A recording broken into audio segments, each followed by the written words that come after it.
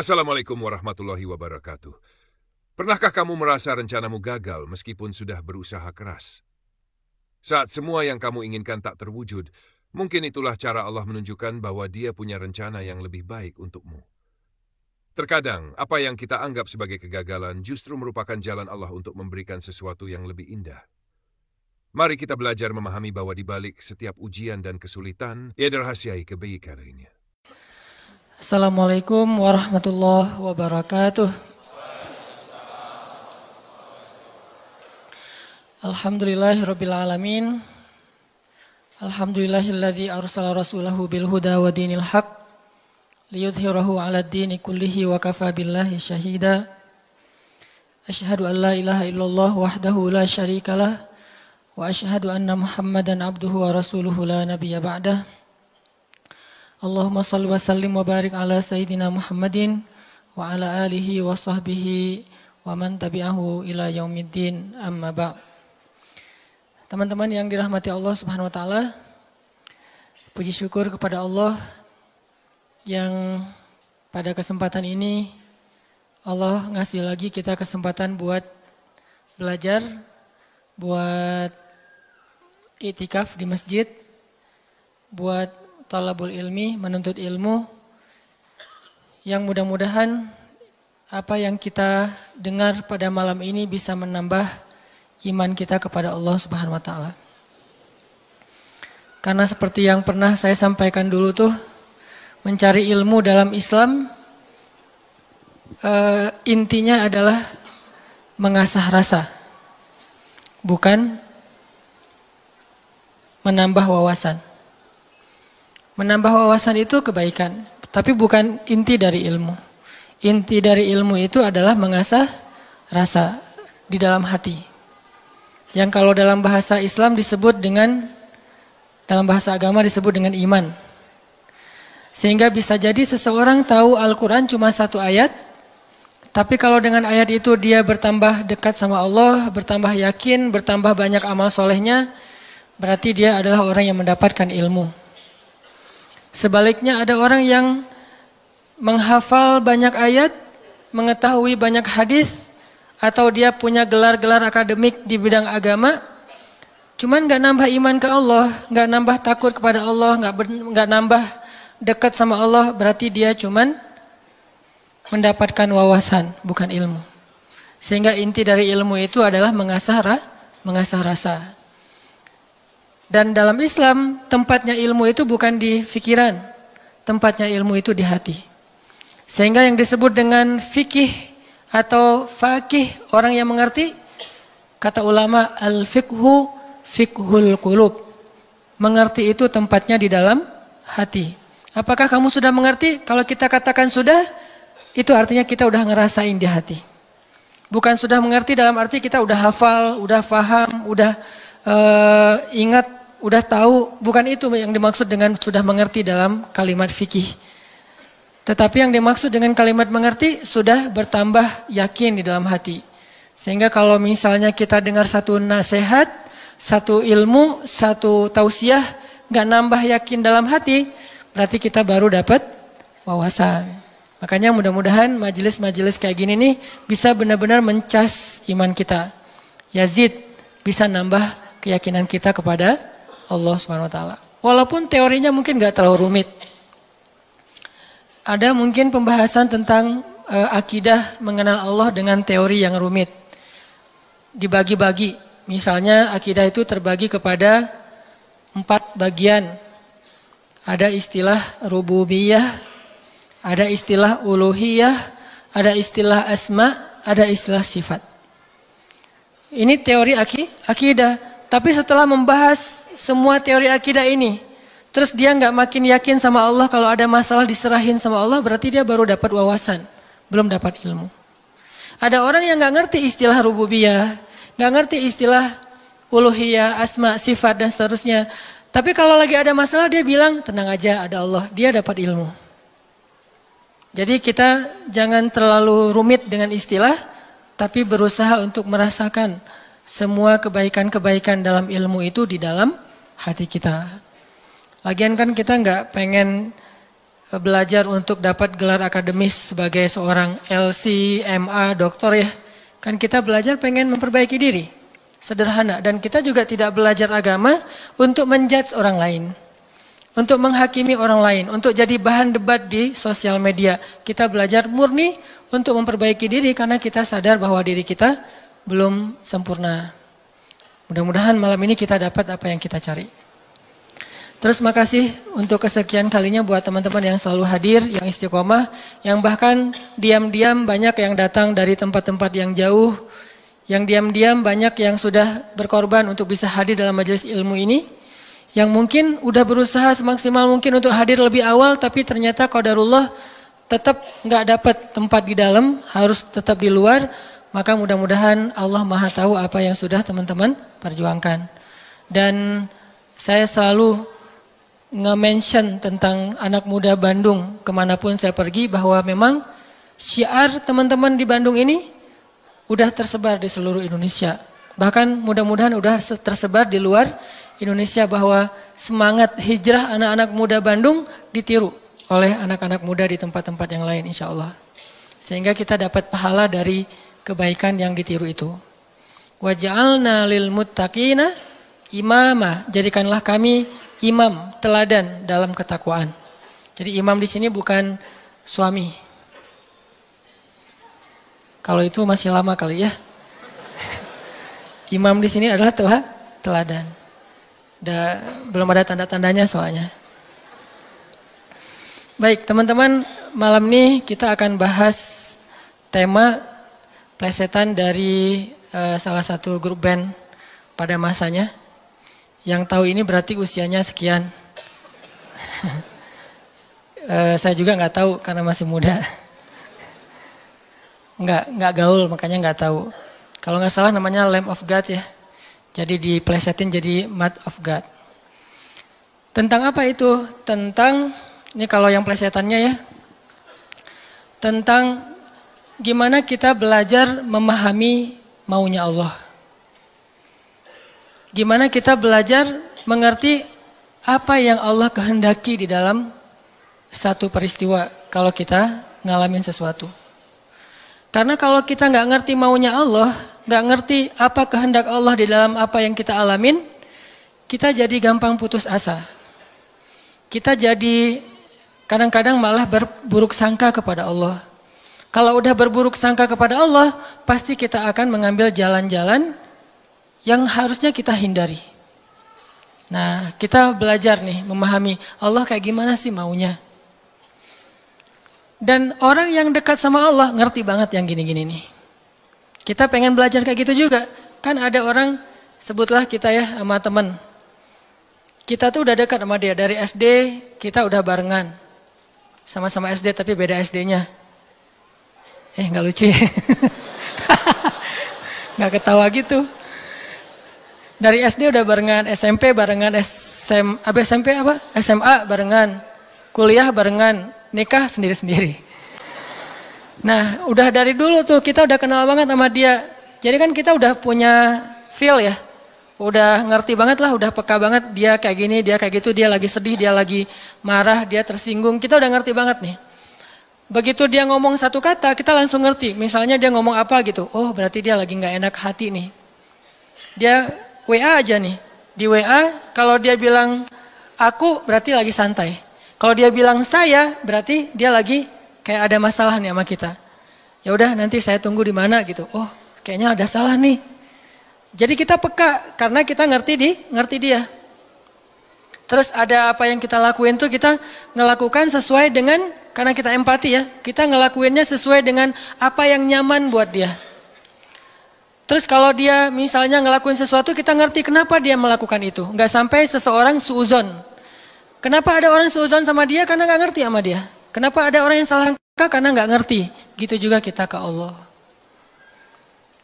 Sahabat Nabi itu sangat mengerti Allah kayak gimana, Rasul kayak gimana. Sehingga ketika turun ayat Al-Quran, mereka bukan cuma ngerti teks atau makna dari ayat secara tekstual. Tapi mereka juga ngerti pesan di balik ayat itu. Ini berarti kita udah berusaha untuk berpikir dengan Apa maunya Allah? Kalau bahasa agama dengan logika Rabbaniyah, bukan dengan logika ilmiah, tapi Rabbaniyah, berpikir dengan logika Allah, bukan dengan logika kita doang. Contoh teman-teman, ketika turun ayat, salah satu ayat terakhir yang turun kepada Nabi di Al-Maidah, Al-yawma akmaltu lakum dinakum wa atmamtu alaikum ni'mati wa raditu lakumul Islam dinan. Hari ini telah aku sempurnakan untuk kalian nikmatku, singkatnya, dan aku ridhoi Islam sebagai agama bagi kalian. Ketika turun ayat ini, sebagian besar para sahabat bertakbir, Allahu Akbar, bahagia gitu. Kenapa bahagia? Karena ayat ini ayat berita gembira, artinya Islam udah sempurna. Islam sudah utuh, syariat udah beres nih. Tapi ada satu sahabat, yaitu Abu Bakar As-Siddiq, malah nangis ketika ayat ini turun. Ketika yang lain berbahagia. Ditanya sama sahabat yang lain, kayak Umar gitu, ya Abu Bakar, wahai Abu Bakar, kenapa kamu bersedih, kenapa kamu nangis? Bukankah ini ayat busyra, berita gembira? Kata Abu Bakar, ya ini ayat berita gembira. Terus kenapa kamu sedih? Soalnya kalau agama sudah sempurna, syariat sudah utuh, berarti tugas Nabi udah selesai. Kalau tugas Nabi udah selesai, berarti sebentar lagi Nabi akan kembali kepada Allah. Ini tanda-tanda perpisahan. Bisa dibilang kalau haji itu ada haji wada, ayat juga ada ayat wada, ayat perpisahan. Salah satu ayat perpisahan surat Al-Maidah ini. Barulah para sahabat yang lain realize, dan mereka pun menangis. Ini berpikir, merasanya itu udah benar-benar peka.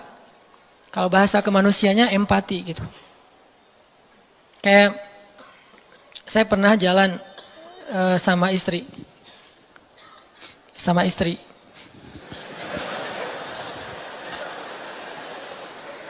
Soalnya nggak mau saya jalan sendiri.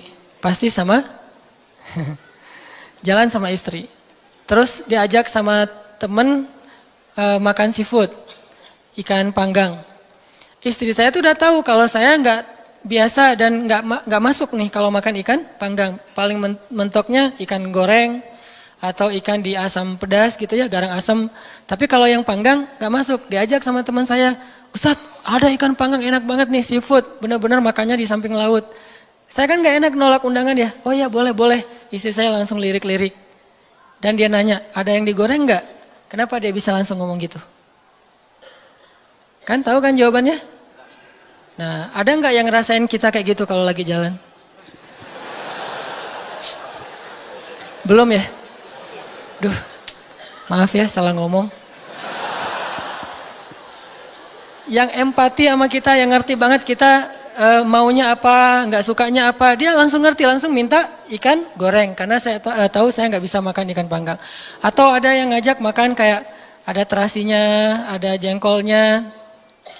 Ini enak banget nih segala macam promo gitu. Saya diem aja. Kan nggak mungkin saya bilang saya nggak suka jengkol, nggak suka terasi. Ternyata menu favorit restoran itu justru jengkol sama terasi. Istri saya langsung mesen apa gitu. Ada telur goreng misalnya. Ini artinya udah ngerti dan berpikir merasa dengan cara empati tadi, peka. Bisa nggak kita ke Allah kayak gitu? Sehingga ketika Allah memberi kita satu hal yang kita sebut musibah, kita sebut kayak ujian. Karena kita mengerti Allah, akhirnya kita tahu harus kayak gimana. Akhirnya kita tahu gimana maunya Allah, apa yang ada di balik suatu peristiwa yang kita alamin. Ini penting teman-teman. Kenapa? Biar kita bisa belajar sabar, belajar husnuzon, dan survive dalam satu masalah. Menggunakan logika Allah. Nah, untuk itu kita coba angkat satu kisah di dalam Al-Quran yang menjelaskan tentang matematikanya Allah ini ada di dalam surat Al-Anfal. Coba teman-teman buka surat ke-8, surat Al-Anfal. Kita tilawah beberapa ayat pertama. Kita lihat nih logika Allah ketika kayak bentrok dengan logika hambanya. Yaitu surat Al-Anfal ayat 5. Kita baca ayat 5 sampai ayat 8. Ini salah satu peristiwa ketika logika Allah kayak bentrok dengan logika manusia. Kepengennya Allah beda sama kepengennya hamba. Terus apa yang dilakukan hamba itu, terus apa hasil setelah itu? Kita coba baca ayat 5 sampai ayat 8. A'udzu billahi minasy syaithanir rajim. Silakan.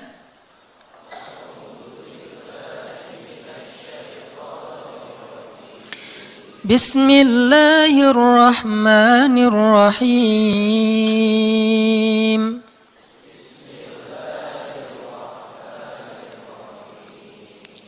كما أخرجك ربك من بيتك بالحق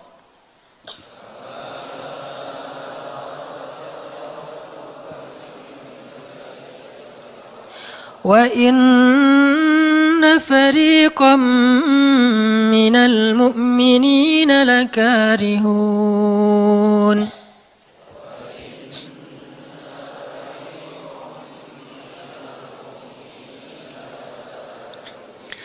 يجادلونك في الحق بعدما تبين كأنما يساقون إلى الموت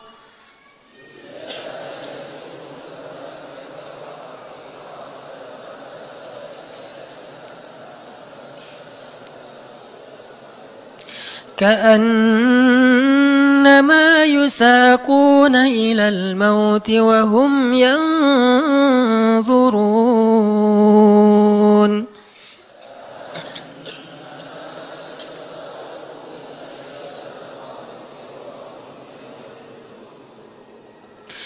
وإذ يعدكم الله إحدى الطائفتين أنها لكم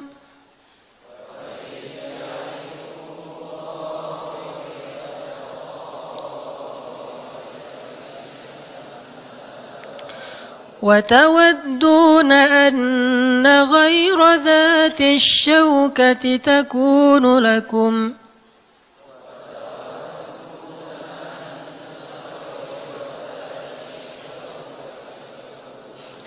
ويريد الله أن يحق الحق بكلماته ويقطع دابر الكافرين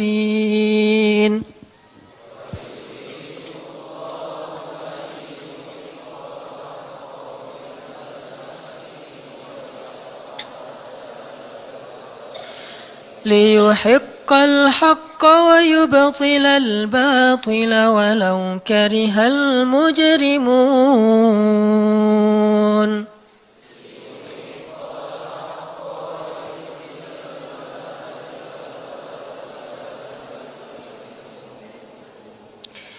yaitu sebagaimana Tuhan kalian telah menyuruh kalian untuk pergi dari rumah kalian dengan sebenar-benarnya. Meskipun sesungguhnya sebagian dari orang-orang yang beriman itu tidak menyukainya. Mereka membantahmu, wahai Muhammad, tentang kebenaran setelah nyata bahwa mereka pasti akan menang. Seakan-akan mereka dihalau kepada kematian sedang mereka melihat sebab-sebab kematian itu. Dan ingatlah ketika Allah menjanjikan kepada kalian bahwa salah satu dari dua golongan yang kalian hadapi adalah untuk kalian, sedangkan kalian menginginkan golongan yang tidak memiliki senjatalah untuk kalian. Tetapi Allah hendak membenarkan yang benar dengan ayat-ayatnya dan memusnahkan orang-orang yang menentang sampai ke akar-akarnya. Agar Allah memperkuat yang hak, itu Islam, dan menghilangkan yang batil atau kemusyrikan, walaupun orang-orang yang berdosa itu tidak menyukainya. Shadaqallahul azim. Ngerti teman-teman? Agak kurang jelas ya. Kenapa kurang jelas? Karena kita mungkin sebagian belum membaca kisah yang ada di dalam ayat ini. Salah satu tips paling gampang kalau kita pengen ngerti ayat Al-Quran, baca dulu sejarah yang berkaitan dengan ayat itu. Kalau dalam ilmu tafsir itu disebut dengan asbabun nuzul. Peristiwa-peristiwa yang menyebabkan turunnya ayat tersebut. Contohnya surat Al-Anfal. Kalau teman-teman pengen ngerti surat Al-Anfal, coba sebelum baca surat Al-Anfal, baca dulu peristiwa Perang Badar secara lengkap. Nanti di buku sejarah tuh ada Perang Badar, cari yang paling tebal, biar nanti pas kita baca detail, banyak hal-hal kecil yang kita jadi ketahuan. Baca peristiwa Perang Badar, setelah berkali-kali baca udah ngerti banget, kayak nonton film berkali-kali sampai hafal. Setelah itu coba baca surat Al-Anfal. Pasti beda. Seolah-olah kita ngalamin ketika ayat itu turun. Itulah bedanya sahabat sama kita. Mereka lebih mengerti Al-Quran karena mereka ngalamin. Nah kita kan cuma membaca teks sejarah, tidak mengalami. Tapi kalau kita baca sejarah berkali-kali lalu baca Al-Anfal, itu akan lebih berasa. Itu yang saya alami. Nah, termasuk ayat yang tadi kita baca. Apa sih yang terjadi sampai turun ayat kayak gini? Yang terjadi dulu di tahun kedua setelah Nabi hijrah ke Madinah, orang-orang Mekah yang dipimpin oleh Abu Sufyan mau berdagang ke Syam. Apa yang mereka bawa dalam karavan dagang? Harta-harta orang Islam yang dirampas ketika orang Islam hijrah ke Madinah. Jadi kayak misalnya Abu Bakar hijrah ke Madinah, harta Abu Bakar yang ditinggalin di Mekah itu dirampas sama Abu Sufyan. Terus ada Suhaib bin Amr Ar-Rumi hijrah ke Madinah, semua harta yang ditinggalkan di Mekah, pasarnya, ladangnya, ternak-ternaknya diambil oleh Abu Sufyan lalu didagangkan ke Syam. Nah, setelah 2 tahun kaum muslimin berada di Madinah, dapat kabar nih kalau Abu Sufyan dan karavan dagangnya baru pulang dari Syam membawa keuntungan hasil dagang harta kaum muslimin yang dirampas di Mekah. Berarti yang dibawa oleh Abu Sufyan harta siapa? Harta kaum muslimin ya, harta sahabat. Sehingga Nabi mengatakan, mari kita cegat Abu Sufyan yang ngelewatin jalur dekat kota Madinah. Karena memang itu jalur lintas antar negara. Mari kita cegat Abu Sufyan dan kita ambil kembali hak kita. Itu tawaran Nabi kepada orang-orang Muhajirin. Makanya bisa dibilang perang Badar ini perang khusus buat orang Muhajirin. Orang Ansor nggak boleh ikut. Karena awalnya juga pengen ngambil harta orang Muhajirin. Itu skenario awal. Mencegat karavan dagang untuk mengambil kembali hak mereka. Yang namanya karavan dagang kan gak banyak pengawal. Beda dengan pasukan perang. Paling-paling pengawalnya 10-20 dibandingkan sahabat yang 300 orang, ini kecil. Sedangkan keuntungannya kalau berhasil mencegat besar. Jadi tantangannya, resikonya kecil, keuntungannya besar. Ini skenario awal. Sehingga para sahabat semangat.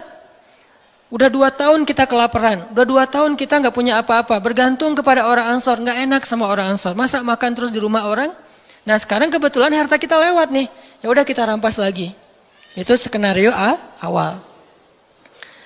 Udah siap-siap nih, udah siap-siap mau berangkat jalan. Tengah jalan, Abu Sufyan dapat berita, kan pakai mata-mata gitu, dapat berita bahwa kaum muslimin mau mencegat, akhirnya Abu Sufyan langsung nelpon Abu Jahal. Jahal gitu. Nelpon Abu Jahal dan sinyalnya bagus lagi waktu itu, langsung telepon, nggak putus-putus. Kita mau dicegat nih, coba kamu kirim pasukan untuk melindungi karavan dagang. Soalnya harta yang kami bawa juga ada hak kamu di situ, jadi diiming-imingi. Abu Jahal pun kemudian mengumpulkan orang-orang Mekah sebanyak kurang lebih 1.000 orang untuk mengawal karavan dagangnya Abu Sufyan. Langsung melesat, satu pasukan bergerak cepat, sehingga sekarang ada 2 target. Satu karavan dagang, satu lagi pasukan militer yang jumlahnya 1.000 orang. 3 kali lipat lebih banyak dari kaum muslimin. Tiba-tiba turun ayat kepada Nabi. Terus Nabi mengatakan kepada para sahabat, wahai para sahabat, sekarang kita punya 2 pilihan. Mau tetap mencegat Abu Sufyan atau kita sekarang malah beralih ke Abu Jahal dengan pasukannya. Sok pilih yang mana kalian. Kaum muslimin sebagian besar memilih tetap seperti rencana awal, mencegat karavan dagang. Jangan mencegat pasukan. Ngapain kita capek-capek perang sama Abu Jahal, untungnya nggak ada. Terus pasukannya lebih banyak, resikonya lebih besar. Dan mereka terlatih, kita sipil yang dipersenjatai seadanya. Mending kita tetap kepada Abu Sufyan, untungnya besar, resikonya kecil, dan sama-sama sipil. Tapi ternyata ketika disuruh pilih kayak gitu, kaum muslimin udah memilih pilihan mereka, Allah memilih pilihan Allah. Kata Allah, enggak, aku memilih kalian menghadapi Abu Jahal. Berat gak sih kayak gitu? Ini matematika Allah, hitung-hitungannya Allah nih. Logika Allah. Kadang hidup kita kayak gitu banget teman-teman. Kita pengen kuliahnya ini, ternyata yang lulusnya bagian ini. Saya dulu pengen kedokteran. Tapi lulusnya malah ke Mesir. Ya alhamdulillah, karena nilai eksaknya jelek. Ya udahlah ke Mesir aja. Dan ke Mesir juga dulu niatnya bukan mau kuliah, mau main. Wah bagus juga kan dulu ada Dunia dan Berita suka perkiraan cuaca gitu kan, internasional. Kairo, hujan gitu. Wah Kairo, pengen kuliah ke luar negeri. Artinya bukan pengennya saya ke Kairo, tapi Allah menghendaki kayak gitu. Bukan pengennya saya menikah, Allah yang menginginkan. Saya pengennya dari dulu, bukan waktu itu. Jadi bukan pengennya saya menunda pernikahan. Ya. Pengennya mah 17 tahun nikah, wilah. Lulus SMA atau belum lulus mah nikah. Tapi pengennya Allah usia 22 tahun. Ada yang 32 tahun. Ada yang 42 tahun. Ada yang masih betah sendiri. Nah pengennya kita mah udah mau nikah nih sekarang nih. Tapi pengennya Allah, jangan kamu jaga ibu dulu. Pengennya kita kerjanya kayak gini nih, usaha. Tapi takdirnya Allah jadi misalnya masuk ke pegawai negeri. Atau sebaliknya, pengennya pegawai negeri malah jadi pengusaha. Dan seterusnya. Ada lulusan sains tapi usahanya di wisata kuliner. Di usaha kuliner. Ada yang kayak gitu. Ada teman saya lulus ITB planologi. Tata kota. Tapi usaha kuliner. Tapi alhamdulillah dan sukses. Jadi kadang-kadang kepengennya kita sama Allah itu suka bentrok. Dalam kondisi kayak gitu apa yang harus kita lakukan? Termasuk kepengennya kita nggak punya anak dulu. Tapi nggak tahu gimana caranya tiba-tiba punya anak misalnya. Masih nggak tahu lagi gimana caranya ya. Kan ada tuh udah nikah, kita jangan punya anak dulu ya, karir dulu, ya aja. Tapi ternyata nggak ada ikhtiar, pasrah gitu ya, akhirnya punya anak misalnya. Kan bukan kepengennya kita. Atau pengen punya anak tapi belum punya aja, udah 15 tahun menikah belum punya anak. Kayak Nabi Zakaria gimana nih? Ketika apa yang kita inginkan dengan apa yang Allah inginkan, kesannya bentrok. Itulah yang terjadi kepada kaum muslimin dalam perang Badar. Mereka pengen Abu Sufyan, Allah pengen Abu Jahal. Sehingga Allah katakan di ayat 5-nya, wa inna fariqam minal mu'minin lakarihun. Walaupun sebagian orang-orang yang beriman itu karihun, nggak suka. Sehingga pada diam-diam mereka sebetulnya ngeluh gitu. Kenapa ya jadi berubah gini? Tahu gini dari awal, gitu kan ya? Mulai desas-desus di antara kaum muslimin. Karihun, tidak suka dengan pilihan ini, nggak suka dengan tawaran ini. Inilah yang terjadi. Dan kita kadang-kadang juga karihun dengan kehendak Allah. Karihun, kenapa sih harus kayak gini? Kenapa sih saya hidupnya gini-gini amat? Kenapa saya yang diperlakukan kayak gini? Kenapa? Dulu ada satu tips, katakan saja la'allahu khair. Ya mudah-mudahan ada kebaikan di sini. Yang penting saya udah ikhtiar, jadinya kayak gini, ya udah jalanin aja. Saya udah ikhtiar, jadinya sama dia, ya udah jalanin aja.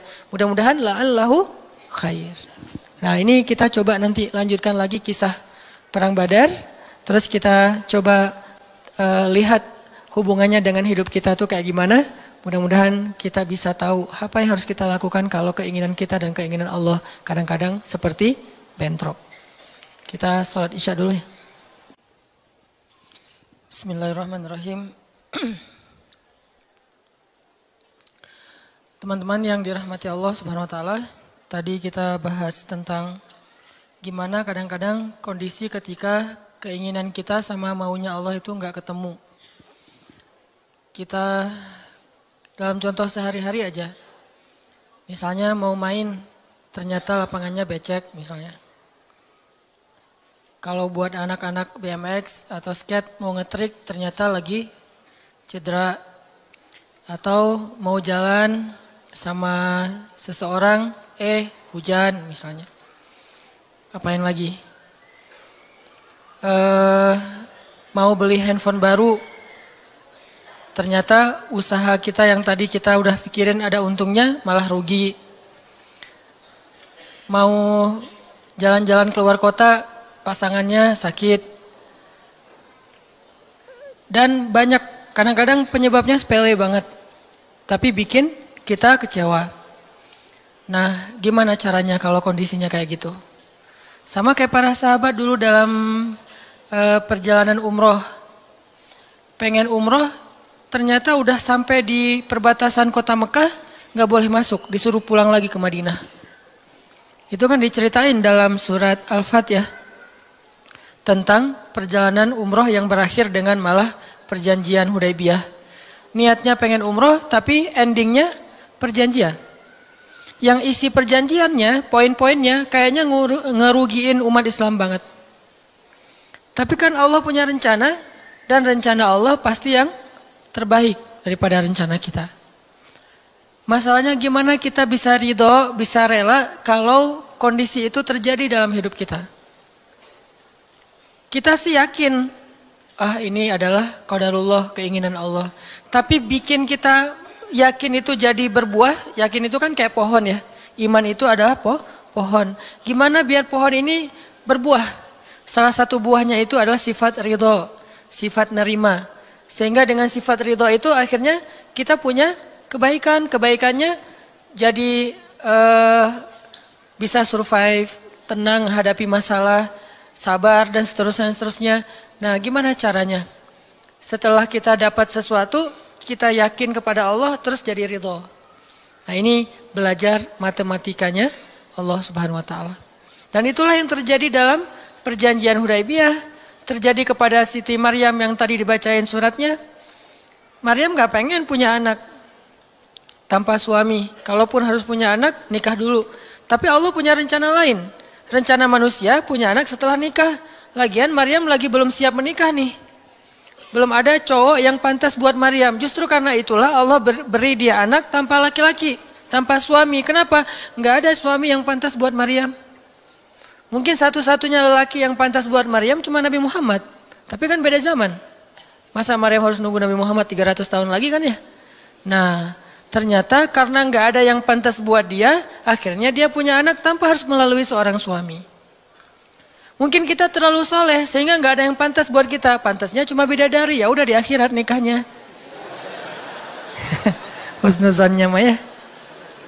Mungkin di atas nih nggak ada yang pantas jadi imamnya, soalnya terlalu solehah. Jadi imam juga kayak ragu gitu. Aduh, ngimamin dia, hafalannya udah luar biasa, bacaannya lebih bagus, guru tahsin lah gitu.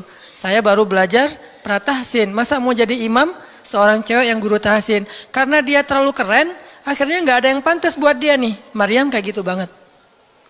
Karena terlalu keren, terlalu soleh, sampai ulama aja ragu, Maryam ini nabi atau bukan gitu. Sehingga ada dua pendapat ulama, sebagian bilang Maryam bukan nabi, orang soleh. Tapi ada ulama yang bilang Maryam itu emang nabi, satu-satunya nabi dari cewek. Satu dari 4 perempuan yang sempurna. Dan di antara 4 itu kayaknya menurut sebagian ulama Maryam nomor 1 tuh. Walaupun secara usia Asia, Maryam, Khadijah, Fatimah. Tapi Maryam itu paling keren lah. Tiba-tiba hamil, datang cowok keren, baju putih, jubah putih, auranya tuh luar biasa. Pokoknya cowok paling keren aja. Sampai Maryam kaget dan berta'awuz. Inni a'udzu birrahmani minka in kunta taqiyya. Aku berlindung kepada Allah dari kamu. Ketemu cowok keren malah berlindung, bukan bersyukur. Coba. Duh, keren banget ya. Astagfirullah, auzubillah, gitu kan ya. Nih Maryam nih. Duh, ceweknya keren banget. Udah lama ngelihat baru auzubillah, enggak. Dari awal auzubillah. Kenapa? Ada pasangan di sebelah gitu. Ada istrinya.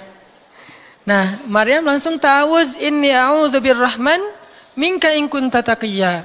Kata Jibril, cowok keren itu ternyata namanya Gabriel. Kata Gabriel, innama ana rasulu rabbik li'ahaba laki ghulaman zakiyya. Jangan takut Maryam, aku itu utusan Tuhanmu. Artinya malaikat yang pengen ngasih kamu anak yang sangat suci. Kata Maryam, Anna yakunu li ghulam, gimana saya akan punya anak? Walam yamsasni basyarun. Gak ada seorang laki-laki pun yang pernah nyentuh saya, nyentuh aja gak pernah. Walam aku baghiyya, dan saya juga tidak pernah merendahkan diri depan laki-laki, artinya berbuat dosa. Anna yakunu li ghulam, gimana caranya saya punya anak? Kata Jibril, kadzaliki qala rabbuki huwa alayya hayyin. Itu udah kehendak Allah, kehendak Allah. Dan itu hayyin, mudah banget buat Allah Subhanahu wa taala. Sepele banget lah buat Allah. Fahamalat, tiba-tiba Maryam hamil. Fantabadat bihi makanan qasiyya. Karena Maryam malu ketahuan hamilnya, akhirnya Maryam pun pergi ke suatu tempat yang terpencil, qasiyya, Aqsa. Aqsa itu artinya tempat yang jauh. Masjidil Aqsa disebut Al-Aqsa karena dia jauh dari Masjidil Haram. Kalau Madinah kan dekat. Masjid yang paling mulia kan ada 3 itu ya, Mekah, Madinah, Palestina. Nah, dia disebut Aqsa karena tempatnya jauh. Makanan qasiyya, tempat yang sangat jauh, terpencil, nggak ada siapa-siapa. Fantabadat bihi makanan qasiyya. Fa'aja ahl makhadu. Tiba-tiba dia udah harus ngelahirin setelah sekian bulan, mungkin 9 bulan. Qalat, dia bersandar di sebuah pohon, kemudian dia berkata, ya laitani mittu qabla hadza wa kuntu nasyam mansiya. Dia kayak orang menyampaikan satu bentuk kalimat sedih, kayak kalau bahasa sederhananya kayak ngeluh gitu. Ya laitani mittu qabla hadza, aduhai seandainya aku mati aja daripada harus menanggung malu kayak gini. Maryam itu kan pemalu banget. Mahkota sifat malu itu dipakai banget sama Maryam. Makanya ketahuan hamil nggak punya suami, itu buat Maryam pukulan paling luar biasa, telak banget. Walaupun dia nggak berbuat dosa, tapi tetap aja orang kan ngata-ngatain dia. Ditambah lagi Bani Israel, tahu sendiri kan Bani Israel suka banget viralin fitnah. Ada apa viral Bani Israel teh? Maryam hamil di luar nikah, viral. Semua orang ngomongin, mana Maryam. Terus rumahnya tuh dilemparin batu karena dianggap sebagai pembawa sial bagi Bani Israel. Dasar Maryam ngaku-ngakunya suci, sok suci segala macam. Sehingga Maryam bilang, ya laitani mittu qabla hadza. Aduhai seandainya saya mati aja sebelum ini terjadi pada saya. Sehingga saya menjadi orang yang tidak pernah dibicarakan oleh siapapun. Sedih. Berarti pengennya Maryam beda dengan pengennya Allah. Secara emosional, secara manusiawi, secara fitrah ada penolakan dan itu manusiawi. Maryam menolak. Begitu juga sahabat Muhajirin. Wa inna fariqam minkum lakarihun. Minhum lakarihun. Walaupun sebagian kalian itu dalam keadaan karih, menolak, enggak suka. Emangnya kita mau nerima musibah? Pasti kita nolak kan secara spontan, fitrah, manusiawi, nolak. Ya laitani mittu qabla hadza wa kuntu nasyan mansiya. Aduhai seandainya aku mati aja sebelum kejadian ini terjadi padaku, sehingga enggak ada orang yang ngomongin tentang aku. Jadi enggak ada trending topik tentang Maryam waktu itu. Dia berharap kayak gitu.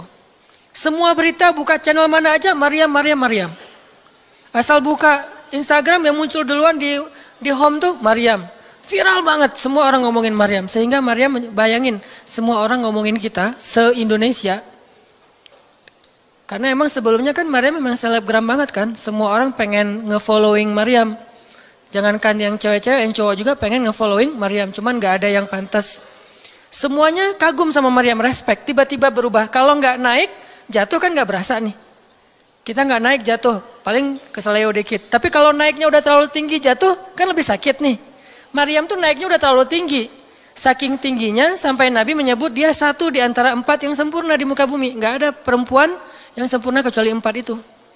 Itu benar-benar dipuja-puja tuh Maryam. Pengen punya anak nanti namanya Maryam. Pengen punya istri kayak Maryam. Pengen punya ibu kayak Maryam. Pokoknya Maryam itu idola banget tuh di zaman tersebut. Bani Israel kalau suka lebaynya luar biasa. Kalau benci, wah noraknya juga luar biasa. Itu Bani Israel. Berlebihan gitu. Kalau suka habis-habisan sampai dijadikan Tuhan kan dulu mereka pernah mengangkat seorang laki-laki yang soleh jadi Tuhan. Namanya Uzair. Uzair. Disebut sebagai anak Tuhan. Kemudian juga Isa juga gitu. Bani Israel tuh luar biasa kalau suka. Kalau benci, wah habis-habisan juga tuh dijelek-jelekin. Kayak mereka ngejelek-jelekin Musa, Harun. Kalau Harun gak terlalu sih Musa. Kayak mereka ngejelek-jelekin malaikat malaikat Jibril. Kan Bani Israel paling gak suka sama Jibril ya. Jadi gak ada orang Yahudi nama anaknya Gabriel tuh gak ada. Rata-rata nama anaknya Michael. Karena mereka senang banget sama Mikail, gak suka sama Jibril. Kenapa? Jibril itu kalau turun pasti bawa perintah. Wahyu kan? Jibril mah hese. Bawa perintah wae gitu. Bawel Jibril menurut mereka. Kalau Mikail keren, bawa rezeki, bawa rahmat, bawa apa. Sehingga mereka senangnya sama Mikail. Dibikinlah film Jin versus Gabriel. Malah nggak yang baik itu waktu itu Jin. Kan banyak tuh film-film kayak gitu tuh. Itu memang dari dulu kayak gitu. Nah, Maryam naik tinggi, dipuja-puja semua orang. Maryam, kalau ketemu Maryam, fall back dong, gitu-gitu pada. Wah, pokoknya heboh aja sama Maryam. Tiba-tiba ada kasus, Maryam kan jatuhnya dalam banget sehingga Maryam tuh nggak siap perasaannya. Bukan karena dia sombong dan senang dipuja, tapi memang dia orang yang selama ini nggak melakukan kesalahan apapun, tiba-tiba dihadapkan dengan tuduhan yang sangat-sangat menyedihkan. Mirip dengan yang dialamin oleh Aisyah dituduh selingkuh. Orang sekelas Aisyah dituduh selingkuh kan berat banget. Kita aja dituduh macam-macam udah sedih kan, apalagi Aisyah. Sekelas Aisyah yang terjaga dituduh selingkuh. Maryam terjaga dituduh selingkuh. Ternyata diam-diam Maryam banyak banget ada versi gosip dia melakukannya dengan rahib. Ada gosip melakukannya sesama murid di Al-Aqsa, ada gosip melakukan dengan Zakaria, banyak gosip. Berat banget buat Maryam sehingga Maryam mengatakan, ya laitani mittu qabla hadza wa kuntu nasyan mansiya. Aduhai seandainya aku mati aja. Aduhai seandainya dulu aku enggak bikin akun Instagram, pasti enggak akan jadi apa-apa gitu. Nyesel udah punya akun. Udah gitu banyak lagi yang ngomongin. Akhirnya turun ayat. Turun lagi Jibril. Turun malaikat. Fanadaha min tahtiha alla tahzani qad ja'ala rabbuki tahtaki sariyya. Dipanggillah Maryam oleh malaikat itu. Ya Maryam, la tahzani.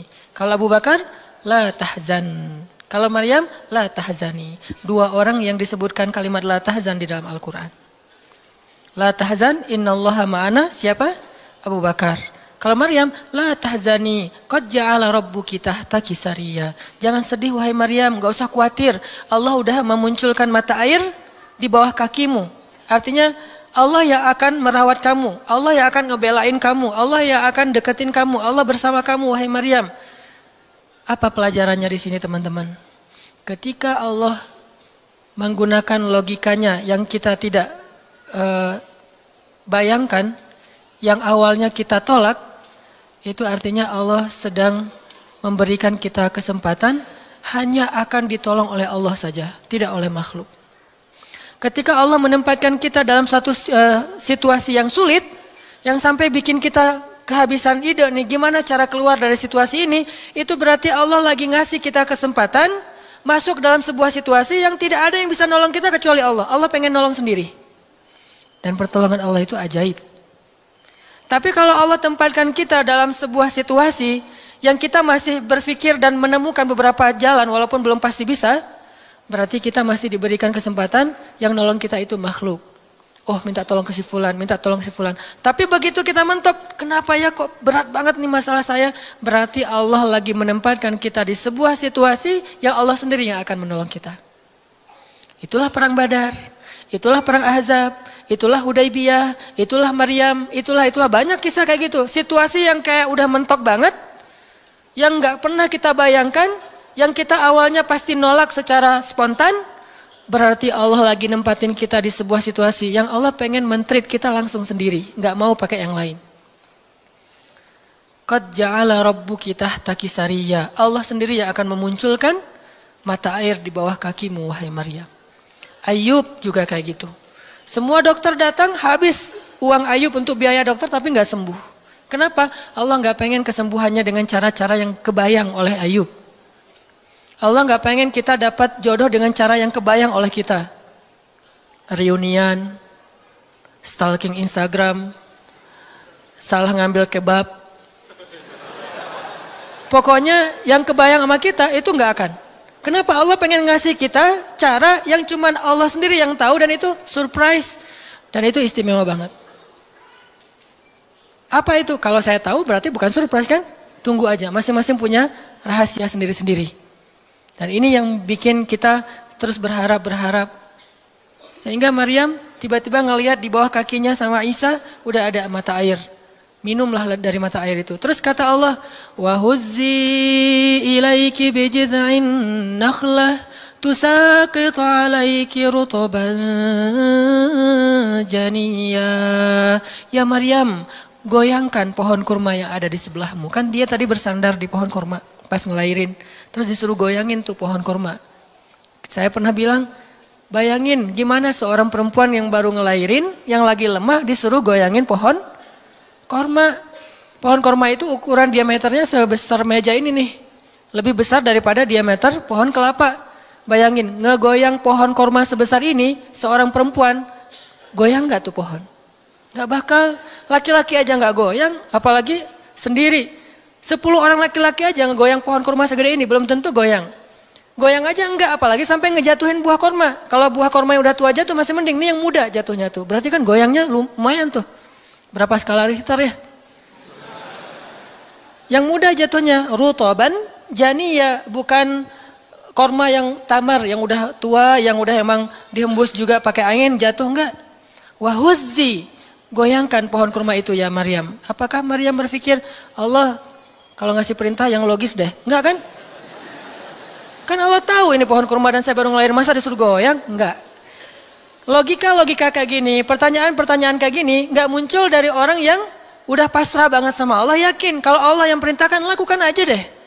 Gak usah tanya gimana nanti hasilnya, itu bagian Allah, bagian kita ngelakuin apa yang Allah perintahin, disebut dengan ikhtiar.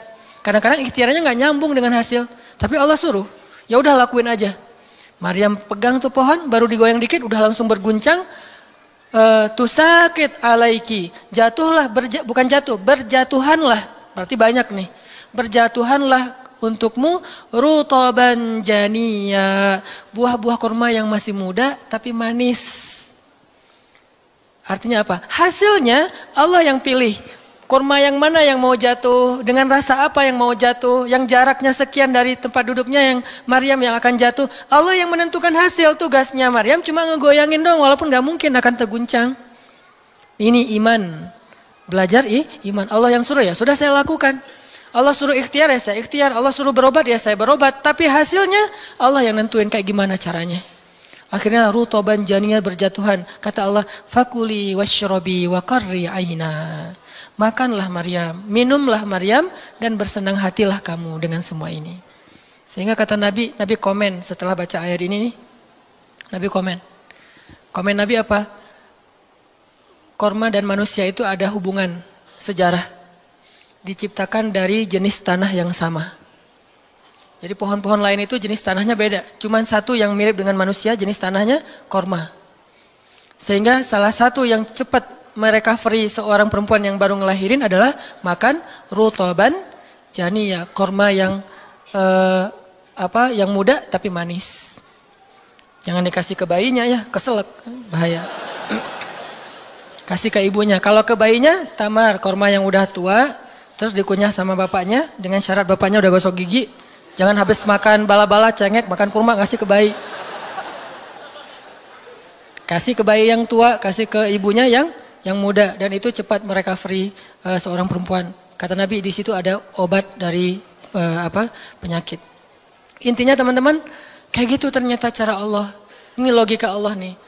Sehingga ketika kaum muslimin, balik lagi ke surat Al-Anfal, dihadapkan dengan satu pilihan yang mereka nggak pernah ngebayangin dan secara spontan, karihun, menolak, maka Allah Subhanahu wa taala menyampaikan kenapa Allah memilih itu. Karena kata Allah, tujuan dalam pencegatan ini bukanlah mengambil harta, tetapi untuk menunjukkan mana yang benar, mana yang batil. Ya sudahlah, daripada menentang Allah, sami'na wa ata'na, ikut. Walaupun sebetulnya hatinya masih karihun, nggak rela gitu. Ikutlah pilihan Allah dan Rasul. Mereka pun ganti rute, dari yang tadi rute mau mencegat Abu Sufyan, sekarang rute kepada Abu Jahal. Mulai ngutus mata-mata Abu Jahal, berapa pasukannya segala macam, bermalam di sebuah tempat di daerah situ. Malamnya Nabi itu nggak bisa tidur. Nabi sepanjang malam beristighosah. Jadi istighosah itu teman-teman salah satu di antara sunnah-sunnah Nabi SAW. Apa istighosah artinya? Doa yang sangat lama. Nabi malam itu sama Abu Bakar berdua nggak tidur. Yang lain pada tidur kan besok mau perang nih. Malam ini mereka tidur, besok mau tanding aja disuruh tidur kan ya. Apalagi besok mau perang. Tidur, wajib tidur. Yang belum tidur pokoknya pura-pura tidur. Tidur aja. Kayak kita besok mau akad kan harus tidur ya. Walaupun susah tidurnya.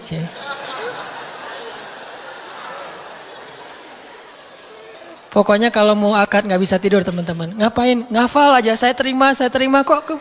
Nanti takut salah saya tolak kan bahaya.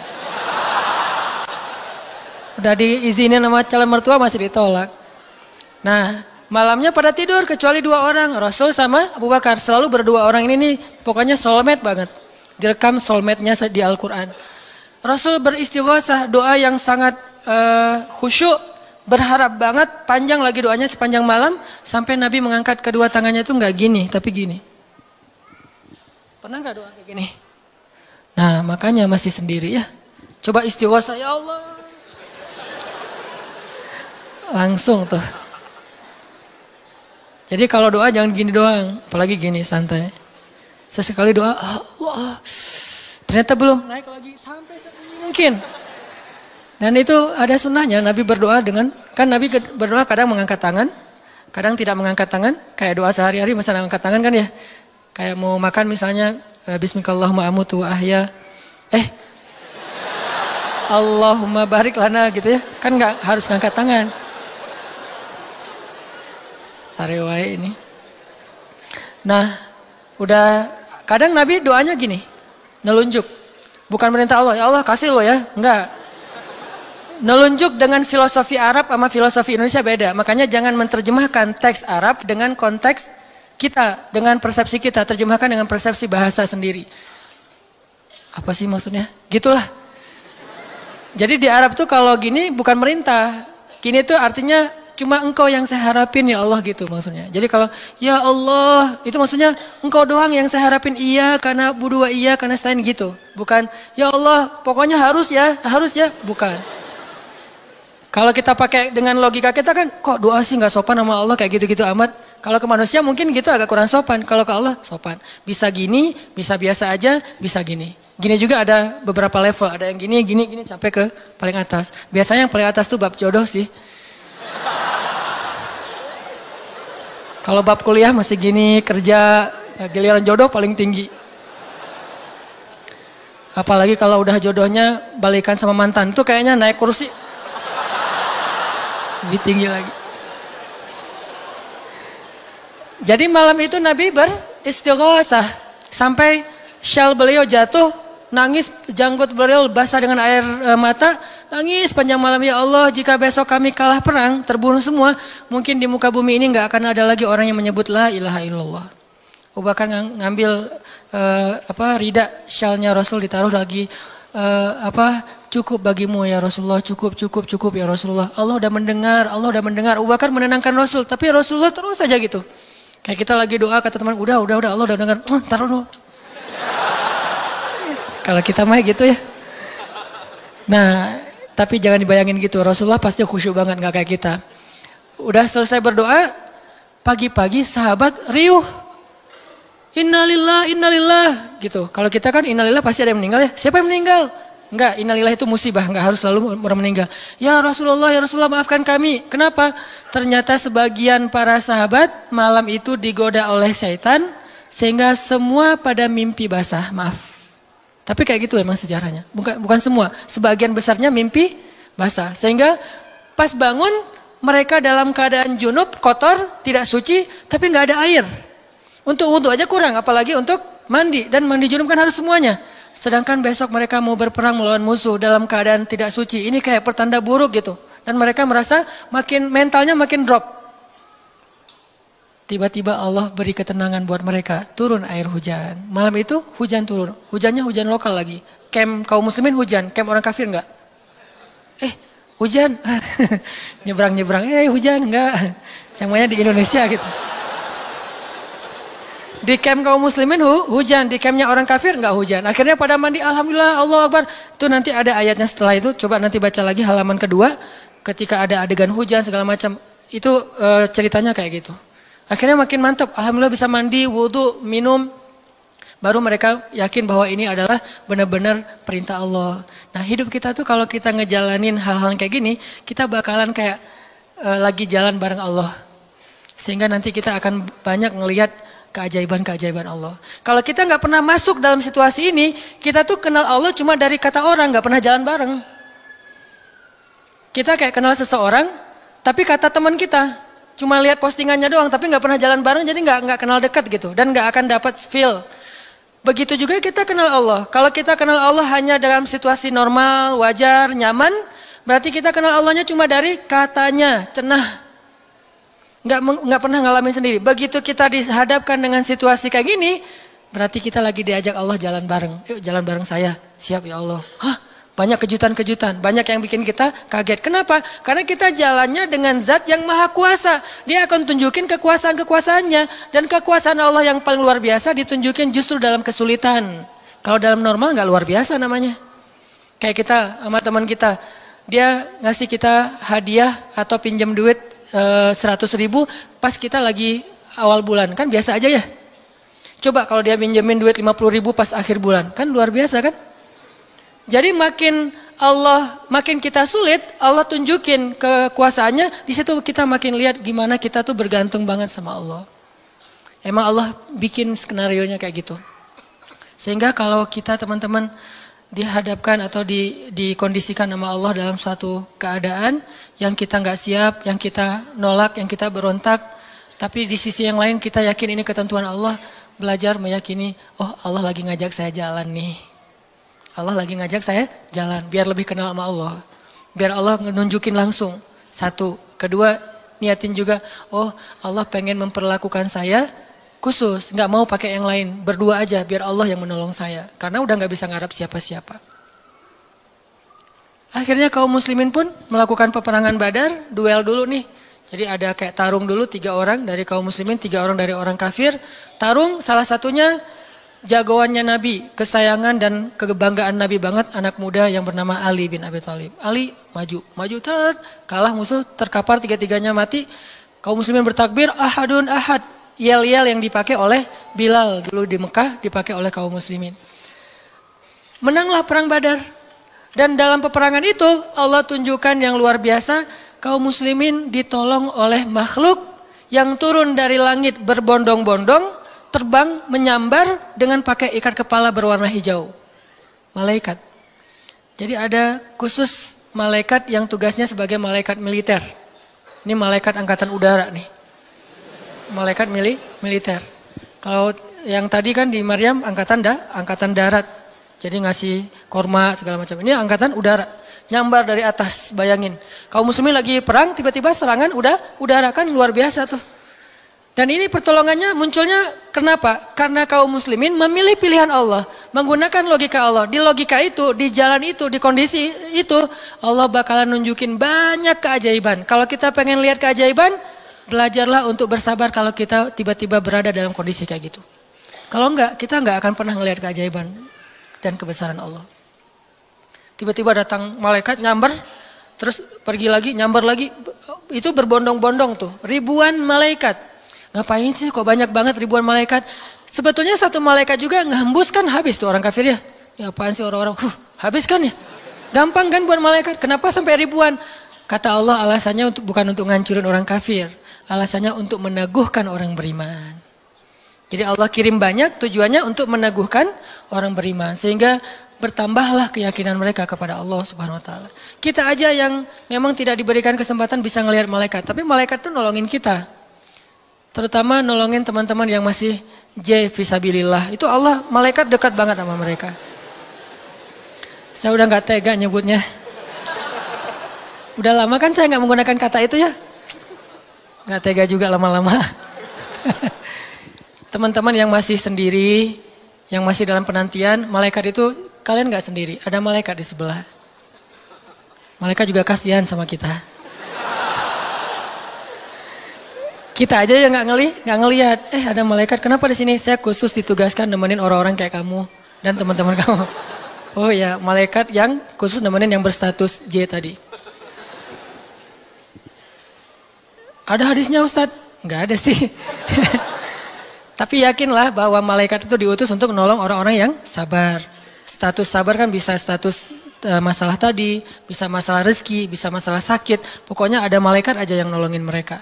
Ngedoain mereka, berselawat untuk mereka, memberikan naungan rahmat untuk mereka. Pokoknya banyak tuh. Apalagi para sahabat yang tadi mau memilih pilihan Allah walaupun awalnya nolak, karihun.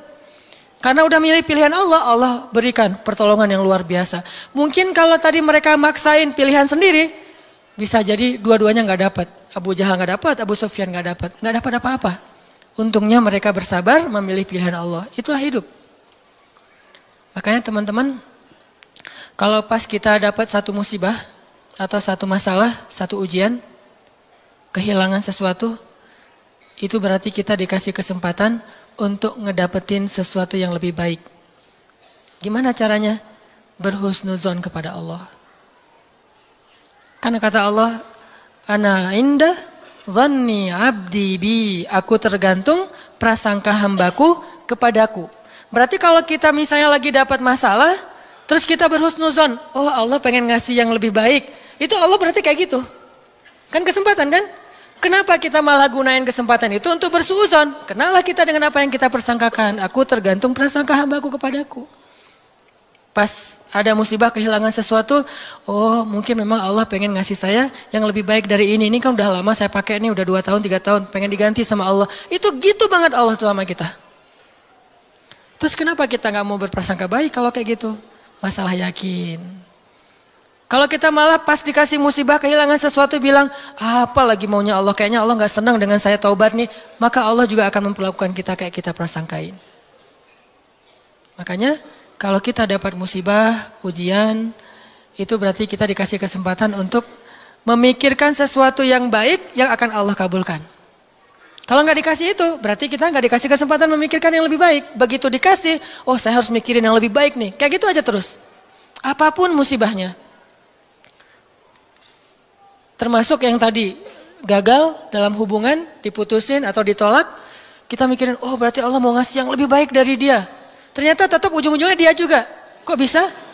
Oh berarti dia diperbaiki sama Allah. Dibuat lebih baik, dibuat lebih soleh, lebih pantas, baru bareng dengan kita. Coba kalau nggak dibuat lebih soleh udah langsung jadian. Kan bisa bahaya juga buat kita.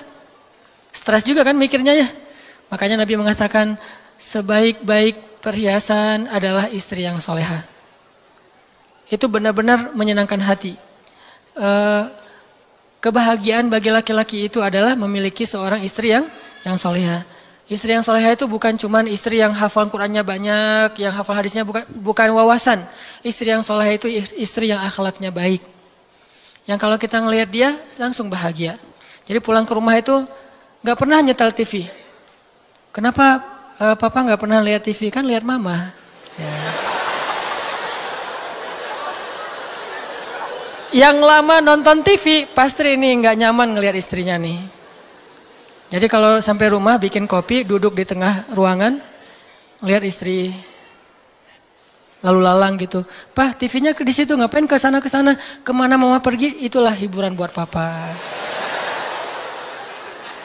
Berat juga Pernah nggak ngomong kayak gitu? Belum.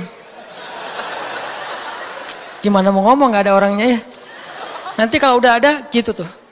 Makanya saya jarang nonton TV Sering nonton YouTube soalnya. Nah ini ya teman-teman. Jadi kita berprasangka begitu dikasih musibah. Oh berarti Allah pengen ngasih yang lebih baik. Yang terbaik deh yang kita prasangkain. Karena Allah akan kayak gitu banget. Inilah rahasia matematika Allah. Yang Allah berlakukan kepada Ahlu Badar. Yang Allah berlakukan kepada para sahabat yang berjanjian Hudaybiyah. Bai'atul Ridwan. Yang Allah berlakukan kepada Siti Hajar, Maryam, dan banyak lagi kisah-kisah yang benar yang disebutkan di dalam Al-Quran. Mudah-mudahan nambah yakin kita. Kita bukan minta musibah, tapi emang itu fitrah kehidupan manusia. Udah kayak gitu sunatullah. Semua yang hidup pasti dikasih ujian. Jangankan orang biasa, jangankan orang beriman, orang biasa aja dikasih ujian. Apalagi beriman. Beriman itu pasti dikasih ujian sama Allah. Cuman karena ujian itulah Allah memperlakukannya lebih istimewa daripada orang lain. Jadi siapa orang yang paling istimewa di mata Allah? Yang paling banyak diuji. Jadi jangan pede dulu bahwa kita lebih istimewa di mata Allah gara-gara kita ibadahnya lebih bagus dari teman kita. Bisa jadi teman kita nggak tahajud. Bukan berarti nggak perlu tahajud ya, tahajud keren, bagus, luar biasa. Tapi ini kalau kita ke orang lain gitu, misalnya kita udah tahajud, misalnya kita udah taklim, misalnya kita udah tilawah, misalnya kita udah sedekah, misalnya. Terus kita ngerasa kayak lebih baik dari orang lain, jangan. Karena bisa jadi ibadah teman kita, diam doang tuh. Ngapain? Sabar menghadapi ujian, itulah ibadahnya.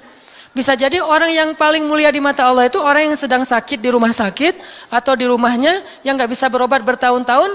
Pas kita lihat ke dia mah nggak ibadahnya nggak dahsyat kayak kita, nggak pernah ikut talim, tilawahnya sedikit-sedikit, paling juga yang dia hafal aja karena udah nggak bisa baca saking sakitnya.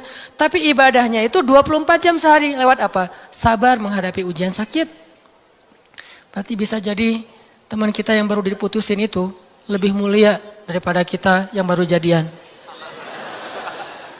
Jadi jangan ngeledekin ya, jangan suka membuli lah. Karena yang dibully itu bisa jadi lebih mulia daripada yang membuli. Astagfirullahaladzim. Ya. Itulah teman-teman kajian tentang matematika Allah. Mudah-mudahan kita mengerti. Maksud mengerti di sini meyakini, bisa bertambah yakin sama Allah dan bisa diterapin. Tadi kalau dikasih ujian, berarti kita punya kesempatan berprasangka baik supaya kita dapat apa yang kita prasangkakan. Kalau dikasih ujian, berarti Allah pengen ngajak kita jalan berdua nih. Kalau dikasih ujian, berarti Allah pengen memperlakukan kita secara khusus. Nggak mau yang lain bantu kita, pengen Allah doang yang bantu. Dan itu keistimewaan dari Allah untuk kita. Ya Allah, paham kami kehendak-kehendak-Mu ya Allah. Jangan biarkan kami berburuk sangka kepada Engkau ya Allah.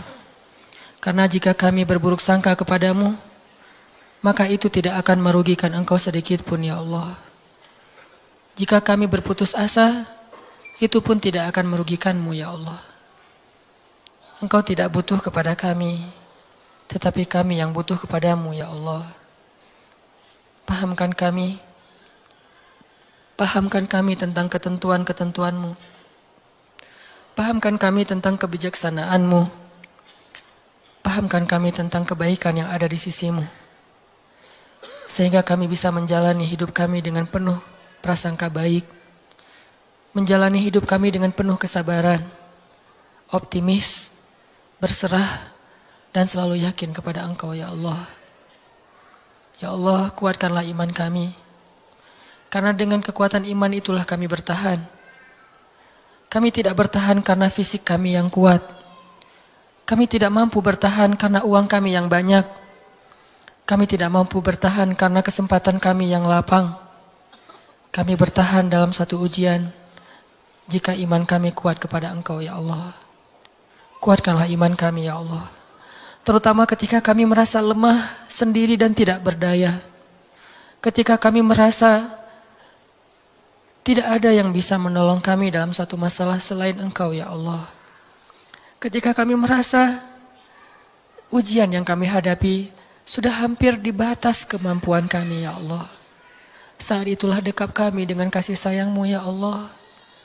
Dekap kami dengan kasih sayang-Mu sebagaimana Engkau mendekap Rasulullah SAW. Tolong kami, temani kami sebagaimana Engkau menemani Rasulullah dan Abu Bakar di dalam Gua Thur. Beri kami jalan keluar sebagaimana Engkau memberikan kebaikan kepada Maryam. Jangan biarkan kami berputus asa dan memilih jalan yang tidak Engkau ridhai ya Allah. Kami takut dan kami berlindung kepadamu dari nafsu diri kami sendiri ya Allah. Kami berlindung kepadamu dari kelemahan diri kami sendiri ya Allah.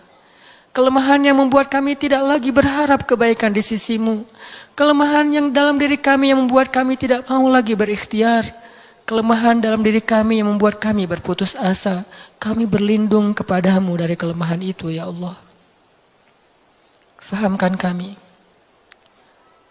Pegang kami erat ya Allah. Ketika kami akan terjatuh. Justru kami sangat membutuhkan-Mu saat itu ya Allah. Kami sangat membutuhkan-Mu saat itu ya Allah. Janganlah Engkau tinggalkan kami di saat-saat kami paling lemah. Janganlah Engkau tinggalkan kami di saat kami gamang dan bingung. Bukankah engkau berfirman, Alam yajidka yatiman fa'awa wa wajadaka dhallan fahada wa wajadaka ailan fa'aghna. Engkau yang menemani orang yang merasa yatim sendiri. Engkau yang memberi petunjuk kepada orang yang bingung dan tidak tahu arah. Dan engkaulah yang mencukupkan orang-orang yang kekurangan dan kelaparan. Temani kami ya Allah. Beri kami petunjuk ya Allah. Cukupkanlah kami ya Allah. Kami mohon ya Allah. Genggamlah hati kami ketika kami dalam keadaan rapuh. Ketika kami dalam keadaan galau. Ketika kami dalam keadaan lemah. Ilahana. Jangan lepaskanlah ikatanmu kepada kami. Jangan lepaskan pandangan kasih sayangmu atas kami. Jangan lepaskan dekapanmu dari kami ya Allah. Janganlah engkau turunkan baro'ahmu kepada kami. Sebagaimana engkau turunkan baro'ah kepada orang-orang yang engkau murkai. Jangan engkau biarkan hidup kami istidraj kepada kehancuran. Sebagaimana engkau pernah mengistidrajkan orang-orang yang engkau benci. Sayangi kami ya Allah. Dekatkan kami kepadamu ya Allah. Itulah yang paling berharga dalam hidup kami ya Allah. Kadang kami bisa menjauh dari seseorang yang kami sayangi. Kadang kami bisa kekurangan dari hal-hal yang kami butuhkan. Kadang kami bisa merasa lemah dan tidak berdaya. Tetapi asalkan engkau ada di sebelah kami. Asalkan engkau bersama dengan kami, maka semua itu akan bisa kami lalui ya Allah.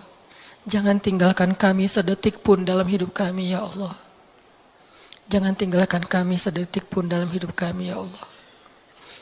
Rabbana, dengarkanlah doa-doa kami ya Allah. Perkenankanlah permohonan-permohonan kami ya Allah. Terimalah amal-amal kami walaupun masih sedikit dan banyak keterbatasan. Dan ampunkan dosa-dosa kami ya Allah. Rabbana atina fid dunya hasanah wa fil akhirati hasanah wa qina adzabannar. Subhanakallahumma wa bihamdika asyhadu an la ilaha illa anta astaghfiruka wa atubu ilaik. Assalamualaikum warahmatullahi wabarakatuh.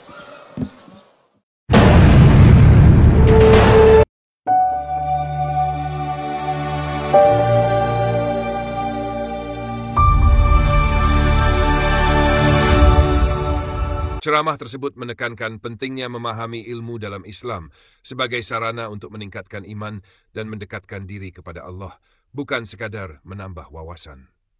Inti dari ilmu adalah merasakan keyakinan dalam hati, bukan sekadar menghafal atau memahami teori.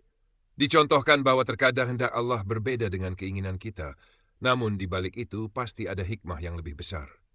Seperti dalam kisah-kisah Nabi dan sahabat, Allah seringkali menguji hambanya untuk memperlihatkan kebesarannya dan memberikan pertolongan yang tak terduga. Ceramah ini mengajak jamaah untuk bersabar, berprasangka baik kepada Allah, dan selalu yakin bahwa Allah selalu memberikan yang terbaik meskipun dalam situasi yang sulit atau tidak diinginkan.